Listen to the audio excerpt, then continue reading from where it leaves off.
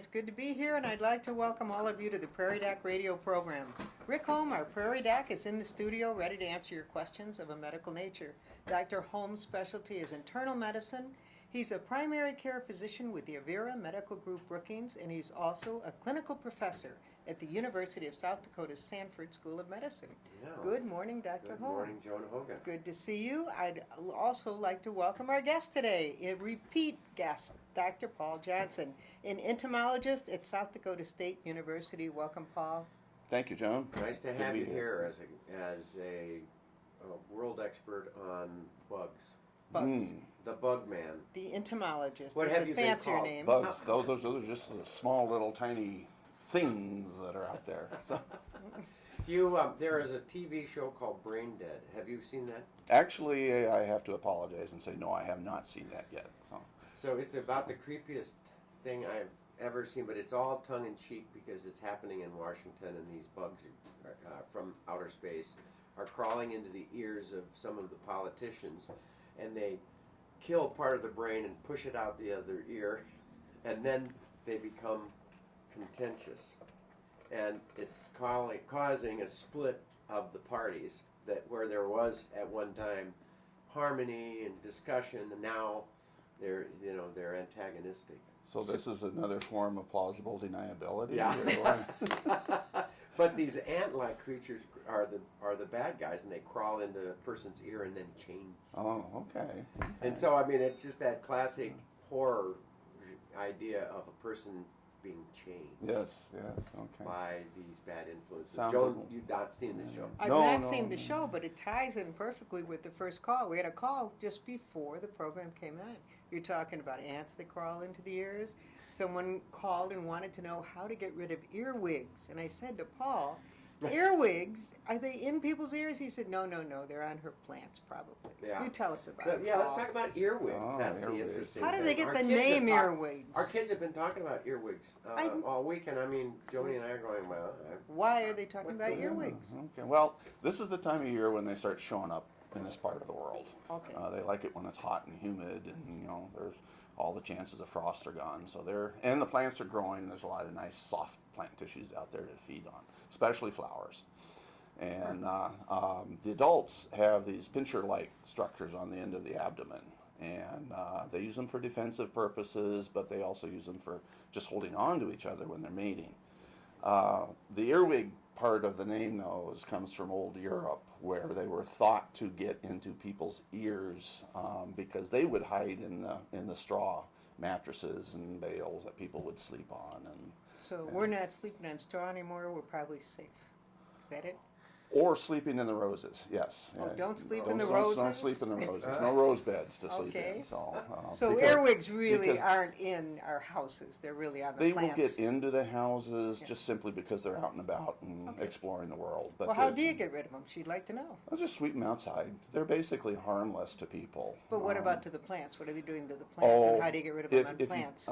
In the garden, they're generally not really a big problem because there's predators and parasites that will get them all the time, including birds. Even the songbirds that are in the flower garden will do that.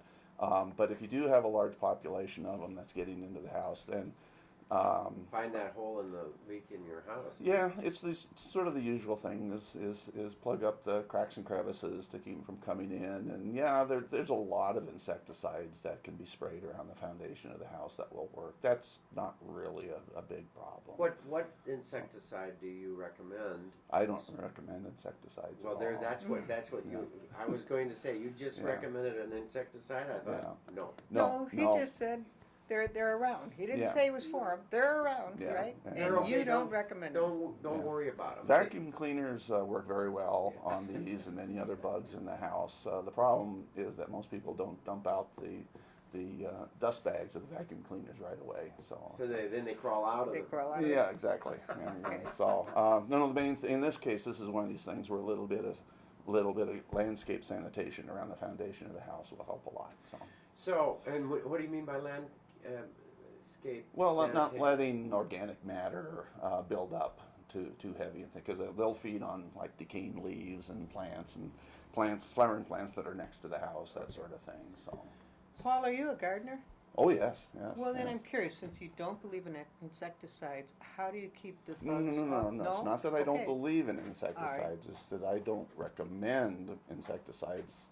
Well, then when you garden, do you use insecticides? Sometimes, Oh, you do yeah, sometimes, yeah. okay, But because you- there are bugs You out don't there. recommend insecticides. Now, what do you, I mean, I'm not quite catching Well, what but you it's mean. because personally, I'm willing to tolerate a little bit of damage To your- onto the plants. Yeah. Now, granted, there are situations. Let's say you've got, a couple of dozen broccoli plants out in a veggie garden, and the cabbage butterflies are going crazy. Well, or the cabbages and that sort of thing. And then, okay, if you don't have a cover over them to keep the caterpillars off, then yeah, you might have to put on an insecticide dust like diatomaceous earth or even a chemical insecticide. But do it judiciously because you're going to be eating those plant parts later on. So Yeah, you don't want to be eating the chemical. you don't want to be eating the chemical, and some people object to all that added protein that comes with the cabbage. So, Yeah. so I Sounds good. have to brag that I have I had a head of lettuce plant that I got at Dairy Acres that I planted in my garden, and it actually grew into a beautiful head of lettuce. And then I didn't harvest it quite as quick as I should have. yeah. And then it became the meal of a few bugs or whatever it was, and I decided, but I still wanted to try to harvest it and eat it. And so it took a fair amount of pulling leaves away and so on and so forth. Rinsing. But it ended up on our kitchen, in the kitchen, and then in our salad bowls, and it was delicious. And I actually this year was successful in growing a head of lettuce. Yeah. Where I've grown a lot of head of lettuces for a lot of animals before. But this time you get to eat it with a little bit of protein added. Yes, right? with Okay. little added protein. Well, we're going to take our first break. I hope you're enjoying this discussion. Dr.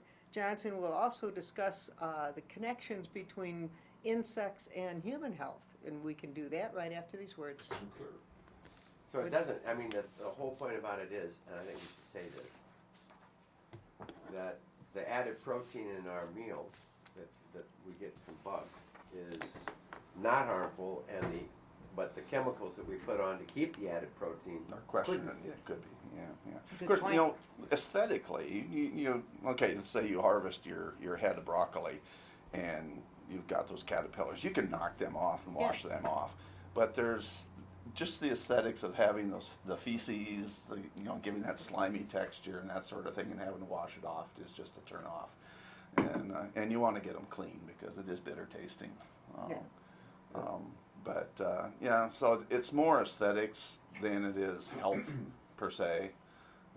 But that's the way we are. We want our food clean, and so Perfect. so you just adopt 5, techniques. 4, 3, 2, 1.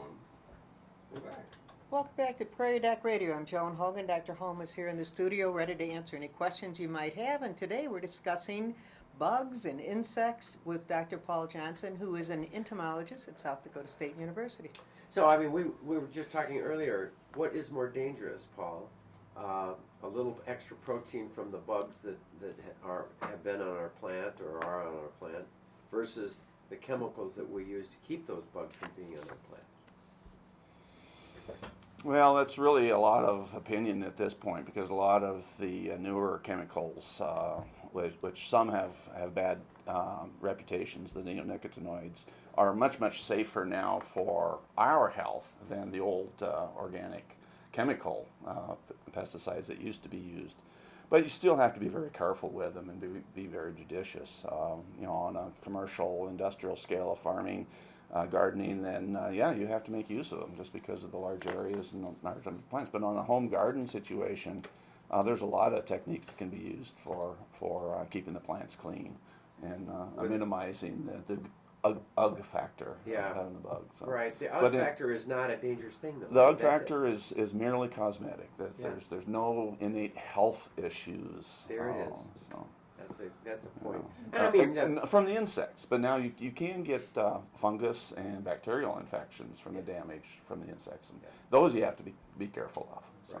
Well, I think if it looks, if you can clean it off or tear off parts that look damaged, you're pretty safe. I mean, That's like corn on the cob, you know. Okay, there's a little worm there, no big deal. Cut that part away and then Yeah, and then just boil it. cut it away. Or the blemish on the apple, whatever it might be. You just, Yeah. you know. Or the lettuce head with the little squirrely thing that just kind of crawled out of there. You just kind of peel that part that's kind of ooey and gooey. He's really proud of that head of lettuce, isn't he? He is. Did you notice Well, that? yeah. I hope the whole It- family enjoyed it. Yeah, we They did. We Well, did. good. Say, today, with an entomologist here, what is prime in the news and has been for the past month is this Zika virus. Do you have any updates on it I or thought what you were to going to ask me expect? if I had Zika. You don't No, have no, I it. do No, not no. have Do you have it. any We don't have Zika. updates on what is happening with the Zika virus, especially in our area? Yeah, in our area, it's a zero problem. That's Um, what we Will wanted to it hear. ever be a problem? And I mean, is it ever going to be spread by other than the Anopheles mosquito? Well, there's two species of mosquito right now that are implicated as being vectors or potential vectors. Okay. Neither of them occur in South Dakota. Ever. Can't say ever because their populations and their range do vary considerably depending on the annual variation in weather patterns. Right. But they're basically tropical species. They move up into the Midwest only so far as say the middle latitudes, and they don't reach South Dakota. Now the CDC and other health monitoring agencies, they map out the potential occurrence, and that brings it up, into northern Iowa and southern Minnesota. But that's hypothetical stuff. That's not reality on the ground. Right. We don't have those two species of Aedes here.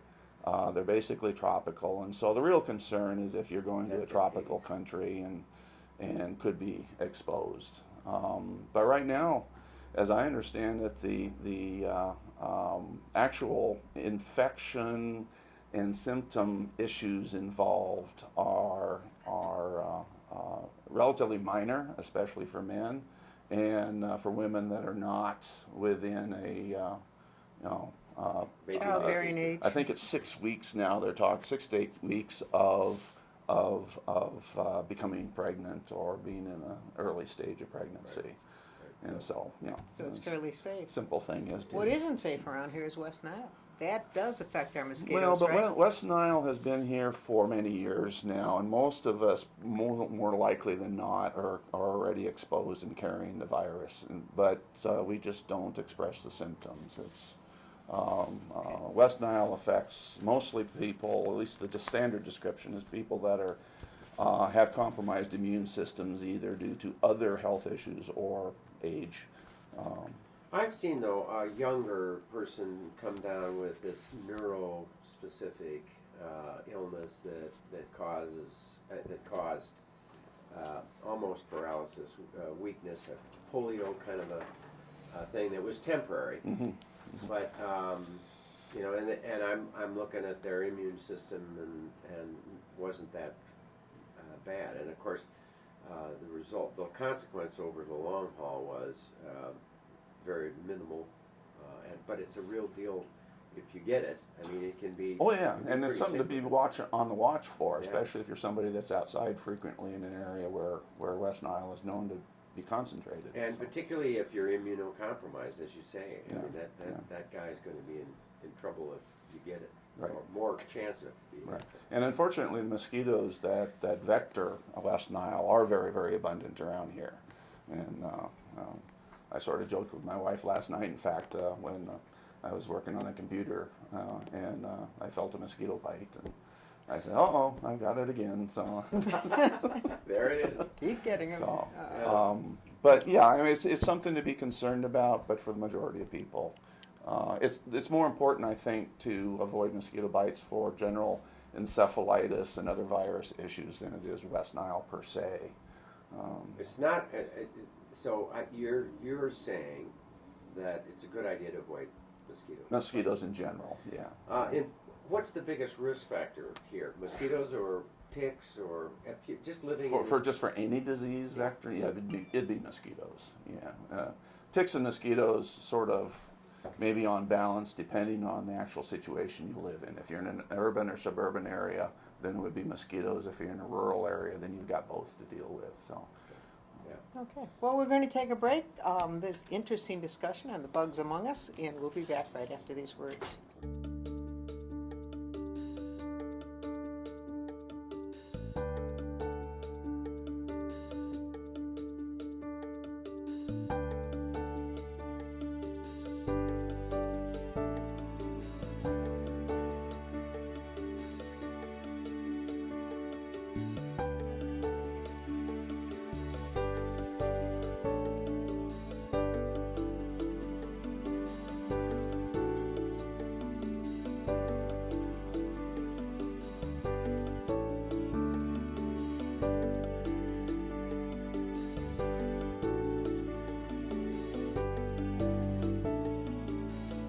Prairie Doc Radio. Happy to have you listening today. Dr. Holm and I have as a guest in our studio today Dr. Paul Johnson, who is an entomologist at South Dakota State University, and we've been talking about ticks and mosquitoes. And what's up next, Dr. Holm? Yeah, well, I've had patients come in who have had major bites that I've thought were spider bites. And the reason I thought was because it hurt so bad when it occurred, and they had a significant reaction. And there's been recently some news about another major spider bite. They thought was brown recluse near here. Tell me about what you know about that. Well, most of the spider bites that we have around here are purely accidental and unfortunately are attributed to mystical spiders, because 99 times out of 100, when somebody comes in with a presumed spider bite or a diagnosed spider bite, there's no spider to blame or to identify. It's a mystical spider. Yes, yes. And so it's one of those things that, well, if you really want to know what's going on, we really need to see the critter that you think did the bite. Yes. And it becomes especially important when we're dealing with things like hobo spiders or brown recluse spiders. What was the first one? Hobo spider. Hobo. Yeah, that's Named after South Dakota State University? Or? Well, I won't get into that. There might be some public relations issues there, but it's an introduced spider from Europe that showed up on the West Coast several decades ago and has been gradually been moving eastward. And it can be aggressive, and it can give defensive bites. And most spider bites, if toxins are injected, will cause some necrosis of the tissues, and so you'll get a little ulceration of some sort, if not just a painful inflammation.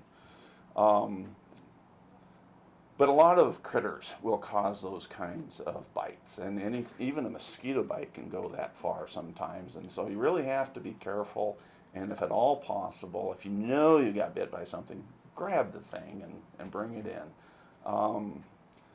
You wouldn't like me playing doctor, and you shouldn't be playing entomologist. So it's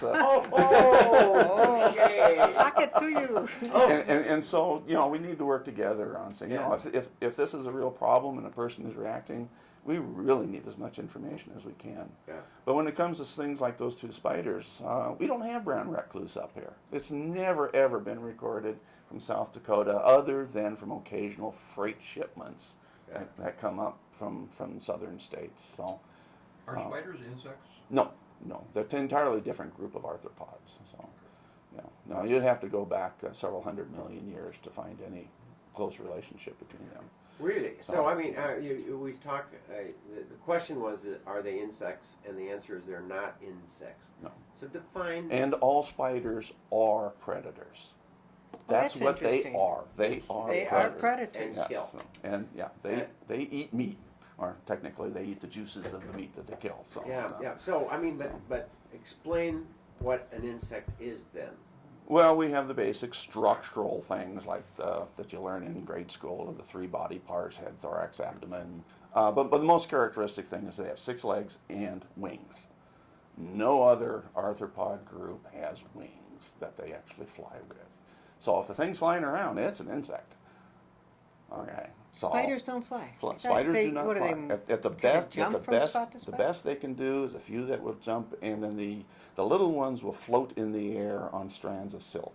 And it might look like they're flying, but they're They're not. no, They're they're floating on ballooning. air. So They're ballooning. Yeah. It's a Yeah. ballooning. Ballooning. yeah, that's the term that's used. Is the Didn't know ballooning. that. Yeah. So what other arthropods are there that are not insects that we commonly call insects? Oh, the ticks, The mice, tick is not an insect. centipedes, any creepy little crawly thing that sort of falls under that generic category of bug. A bug.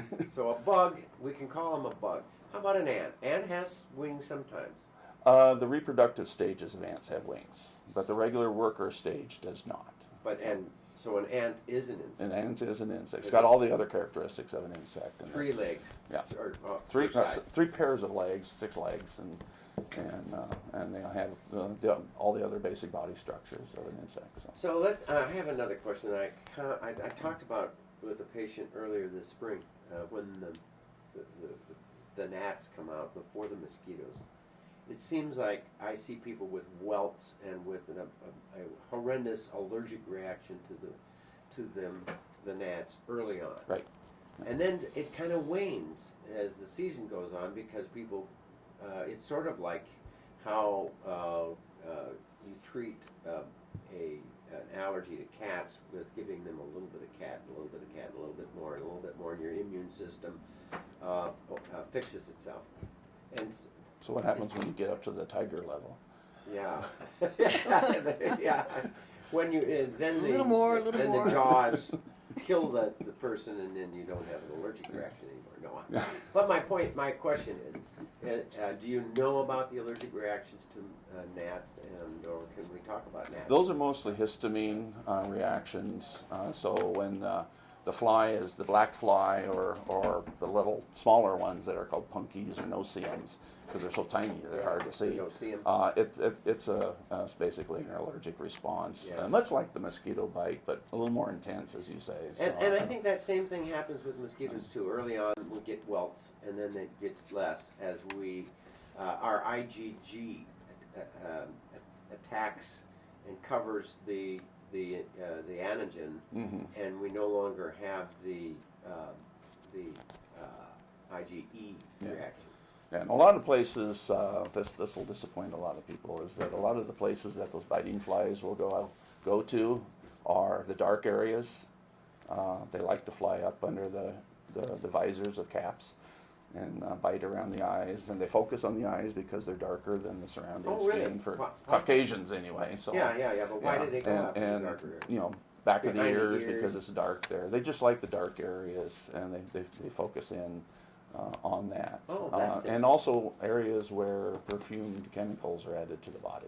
So they go after So. perfumes and under caps and behind the ears. Well, and then they're also attracted by lactic acid and carbon dioxide. And so, if you're in black fly country, the best thing to do is go without deodorant and don't breathe.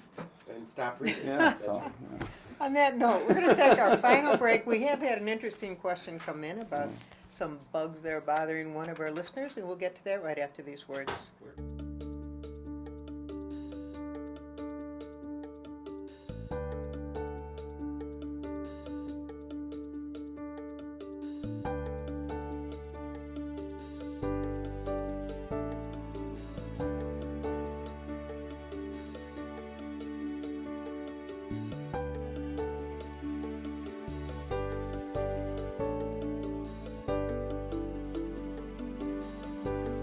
Prairie Doc Radio. We have Paul Johnson here in the studio talking about insect bites, and we had a caller with a question, and we're going to get to that right now.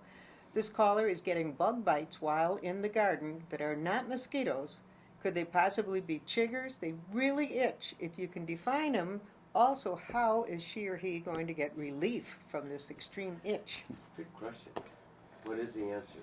well, my first thought really is after our last conversation is that it could very well be the biting gnats, the black flies or no-see-ums, but it could also be things like chiggers and other mites that are coming up out of the grass and the garden materials. So define a chigger, and how do you get exposed to chigger? Well, the chigger is an immature stage of a mite. Oftentimes these large red velvet colored mites that are common in dry areas and open soil areas. And the immatures feed on the blood of small animals, but they will also get on to people. Okay. And when they bite, it's another allergic reaction, and it can be very itchy, sometimes painful. And do they burrow underneath and then you No, cover them with clear they get nail into polish? the pores, skin pores. So they're in the pores. Yeah. Cover it with clear nail polish. Is that any help? Usually by the time you're feeling the itch, they're gone. They have fed and gone, but their saliva, salivary enzymes that they've injected are still there, and so. The itch, and of course the nail polish gives you an idea that you're doing something. That's about all it does. That's all it does. Yeah, Okay. yeah. So now you talked earlier about black flies, and you were talking about gnats, and you call them a black fly. Well, there's several kinds of biting flies we have around here that are not mosquitoes. There's the black flies, there's the little tiny no-see-ums, and then of course we've got the horse flies and the deer flies. Horse flies and deer flies most people know because when they bite you feel it very painful and you get a nice flow of blood as long as the saliva is there because they have anticoagulants in there. The black fly, but they normally don't cause that big allergic reaction. Right. It's those other biting flies, the black flies and the no-see-ums, which are generally referred to as gnats. That have the itching. That give the itch, yeah, and they develop in wet areas, in streams and ponds and that sort of thing. And you talked about a midge. A midge they're very, very common around here. They also develop in wet areas, ponds, lakes, streams. But these are these mosquito appearing type insects that form these huge swarms that come into lights at night in huge numbers. Right. People freak out about them thinking they're mosquitoes, but they're absolutely harmless. They're mayflies. Well, their life cycles are sort of similar to mayflies. They don't feed. The adults only exist to mate and disperse. They spend most of their lives as larvae down in the muck on the bottom of the waterway.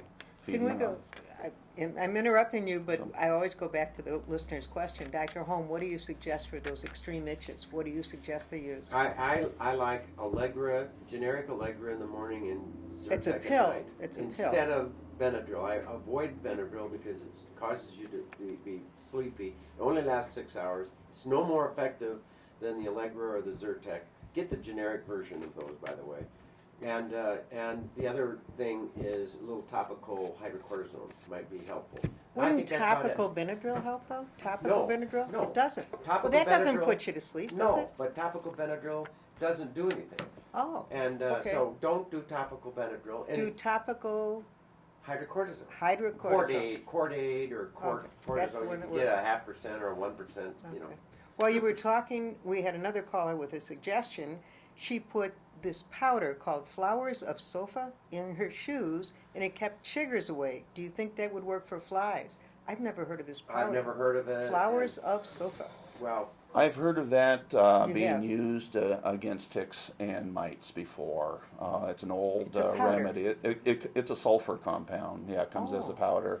if you're not allergic to sulfa, but you could be allergic to sulfa, I'm sure there's a problem there. Oh yeah. If you were allergic to sulfa, this wouldn't be a good idea. no. But it does help this person with chiggers, and it might help with flies. Is that what you're saying? Probably not, because she says that person says it's being put into her shoes or socks, and it can stay there while that person is active. Whereas if you're gonna sprinkle it in your hair, on your shoulders, where the mosquitoes are gonna bite or the biting flies, that's gonna That won't sweat do any off. good. That's not gonna Oh. do a whole heck So of a lot. Okay. what do you think about mosquito repellent and safety and ways of application? Well, and we're almost out of time. We Yeah, got less than a minute. there's a lot of colloquial ways of keeping mosquitoes away. There's a lot of plants. There's campfire smoke. They're good as long as you're sitting in that plume of smoke or chemical. Yeah. But once you move it aside to the other side of the table, you're not in it, and the mosquitoes will come after you. So you like So. the spray? You're not a chemical guy. Unfortunately, what's available, the best stuff is still DEET for all the other problems it DEET. causes. Spray it on your clothes though mostly, and be very conservative on the other areas. Yes, clothes. yes. There it Okay. is. Yeah. Well, thank you Please, so thank much. you. We hope all of you have enjoyed our Prairie Doc radio program, and we'll listen again for Prairie Doc, brought to you by the Avera Medical Group Brookings. Dr. Holm, thank you so much for being with us, and Dr. Johnson, we're happy to have you too, and that's all till next week. There's a bug show tomorrow night. Don't forget to watch it. And thank you, Paul, and thanks, Joan and Bob. Stay healthy. Thank out there, you. people.